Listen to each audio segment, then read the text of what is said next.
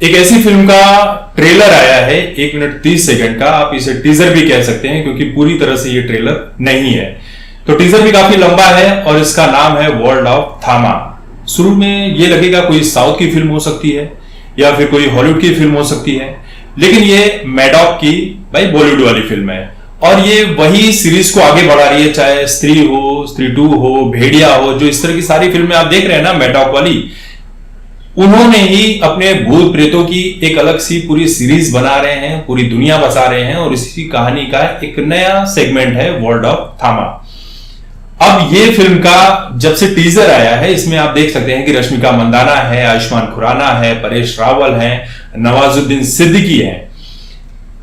बड़ा ही इंटरेस्टिंग लग रहा है। शुरू में रश्मिका यहां वहां उड़ते हुए भी दिखाई पड़ रही है, किसी को ले जाते हुए दिखाई पड़ रही हैं, तो उससे ये पता चल रहा है कि रश्मिका जो है ये इसमें कुछ होंगी भूत पिशाच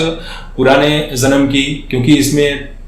टीजर को देखने के बाद ऐसा लग रहा है कि फिल्म की कहानी जो है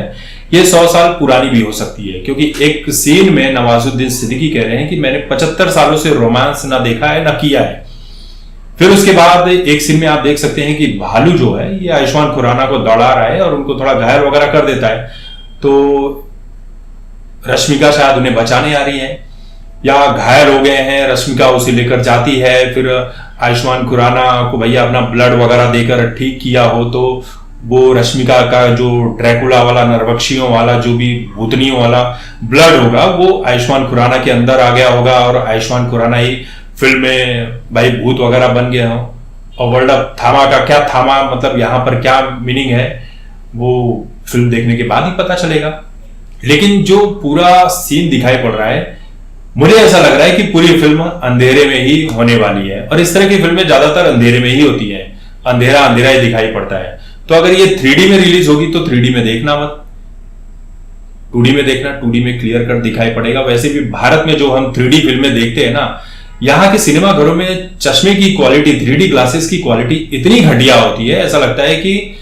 भैया नाला सुपारा स्टेशन से 5-5 रुपए में खरीद कर लेकर आया गया है, या अंधेरी स्टेशन के बाहर जो बेचते हैं ना वहीं से खरीद कर लेकर आया गया हो। तो ये इतनी घटिया क्वालिटी होती है। यहाँ के सिनेमा घरों को सोचना चाहिए कि यार लोग 300, 400, 500 रुपए लगाकर जाते हैं और आप इतना घटिया ग्लासेस देते हैं, घिसा पिटा, दिखता ही नहीं है, समझ में नहीं आता, सर दुखने लगता है। तो ये टीजर मुझे अच्छा लग रहा है, लेकिन टीजर और ट्रेलर बॉलीवुड में पहले भी बहुत सारा अच्छा लगता है, अच्छा दिखता है, लेकिन जब फिल्में रिलीज होती है तो क्या निकलती है एकदम से वाहियात, जैसे सन ऑफ सरदार 2 और अभी रिसेंटली वॉर 2 और कुली की बात कर लीजिए,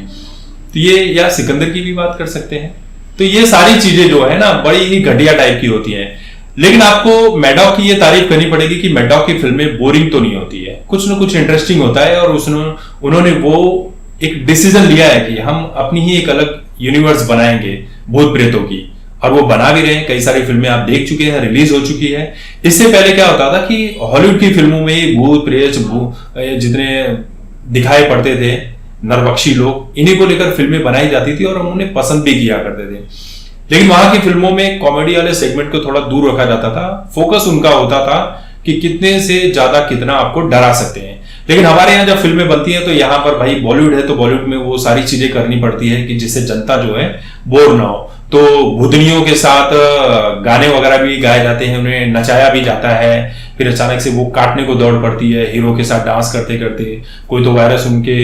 भीतर घुस जाता होगा, कोरोना वायरस टाइप, या फिर आप देख सकते हैं कि गाने वगैरह तो चल ही रहे हैं, फिर उसके बाद कॉमेडी वाले सेगमेंट भी डाल दिए जाते हैं। तो ये सारी चीजें होती है और इसी वजह से इंडियन ऑडियंस जो है इस तरह की फिल्मों को पसंद करती है। तो